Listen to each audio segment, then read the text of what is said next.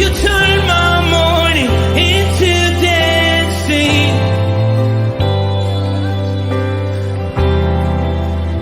Your love changes everything. There's something about your love, something about your love changes everything, changes everything. Something about your love, something about your love changes everything, changes everything. Something about your love, something about your love changes everything, changes everything. Something about your love, something about your love changes everything, changes everything.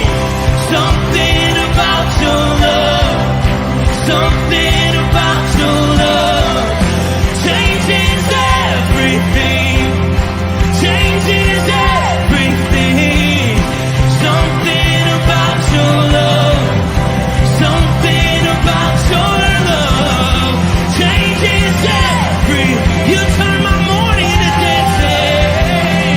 You turn my mourning into dance. You turn my mourning into dancing. You turn my mourning into dancing.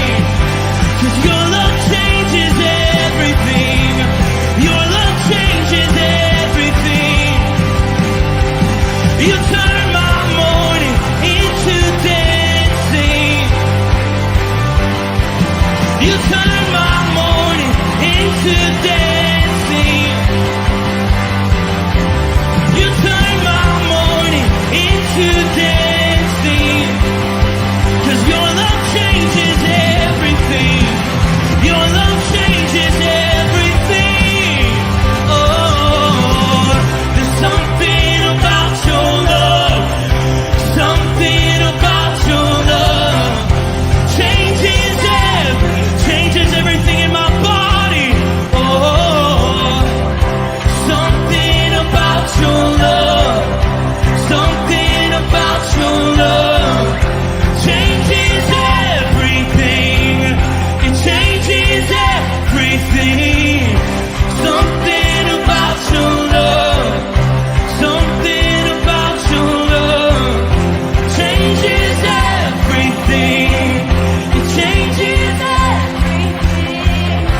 Something about your love, something about your love changes everything, changes everything. Something about your love, something about your love changes everything. Something about your love, something about your love changes everything, changes everything. Something about your love, something about your love changes everything, changes everything. Something about your love, something about your love changes everything. You turn my mourning into dancing. You turn my mourning into dancing.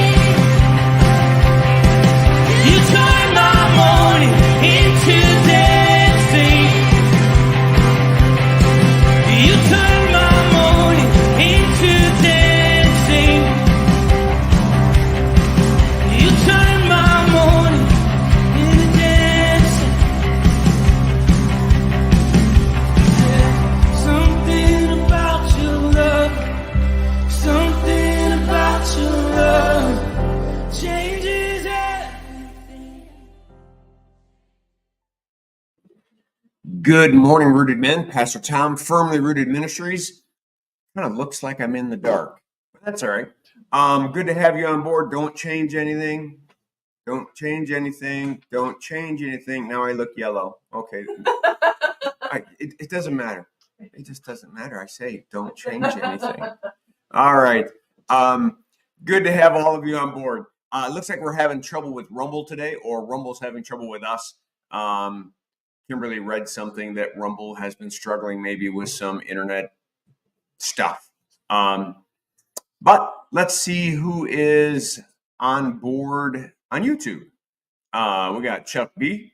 Good morning, Firmly Rooted Men. Blessing to you all. Ken Gooch, good morning, fellow brothers in arms. Bert Reggiani, good morning. I'm hoping there's not a whole bunch of guys on Rumble trying to get in there because I don't think they can.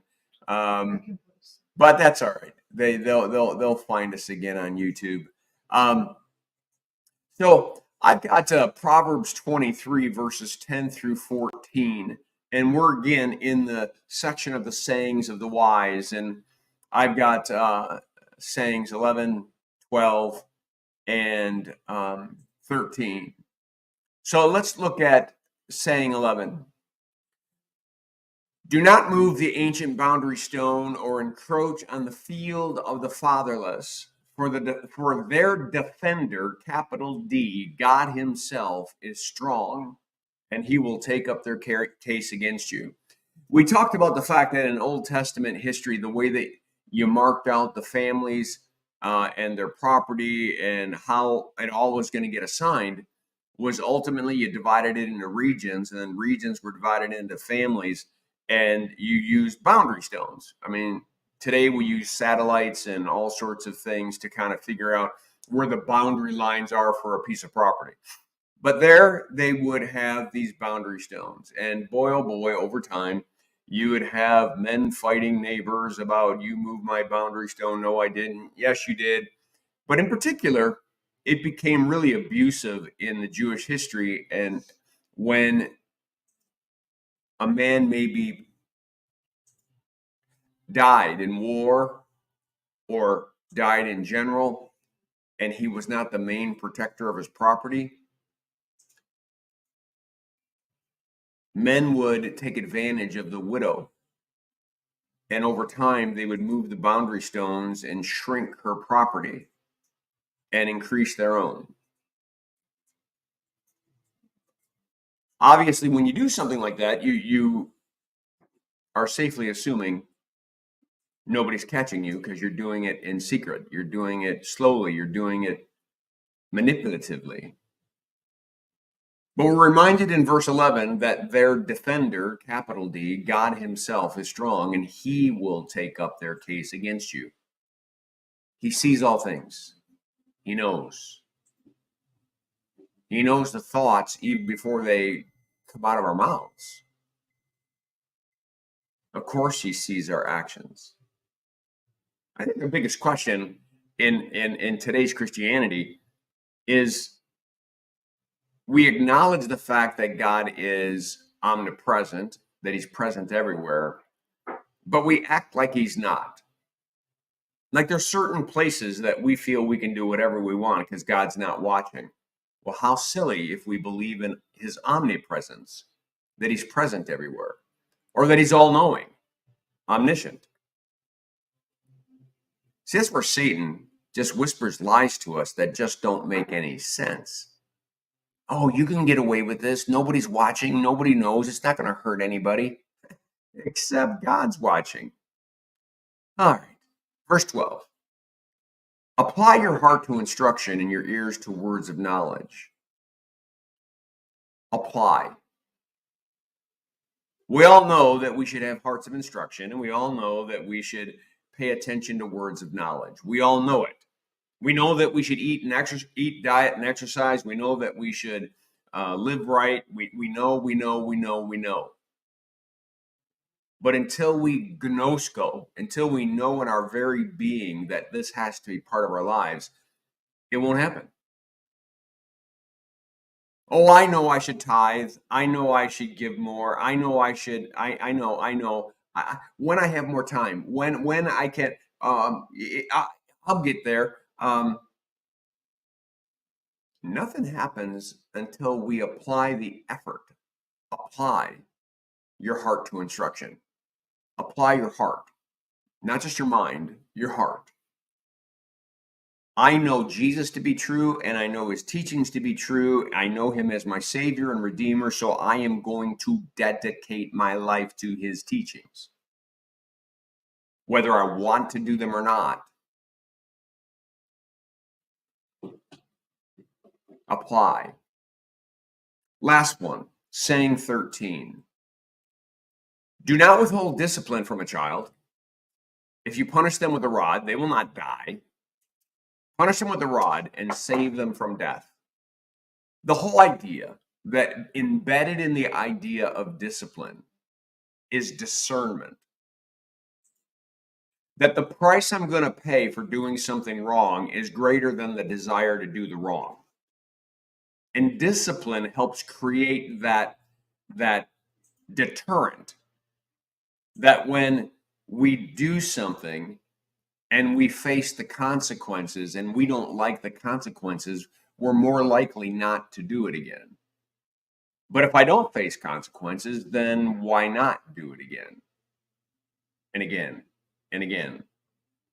There are sociologists and psychologists that today, in this free roaming, there's no absolute truth world, thinks that discipline is cruel and kids should be able to do whatever they want. Well, I think we all can see where that's getting us. Children who are confused and lost, hungering for truth and definition, right and wrong. The very thing that we should be applying for them and giving to them. The mere fact is we want discipline. I mean, it's not comfortable, but it begins to hone us into what's right and true. In a sense, when we're not disciplined, then we know that we're in line with the truth. When we are disciplined, we have a loving Father who's trying to nudge us back into the truth.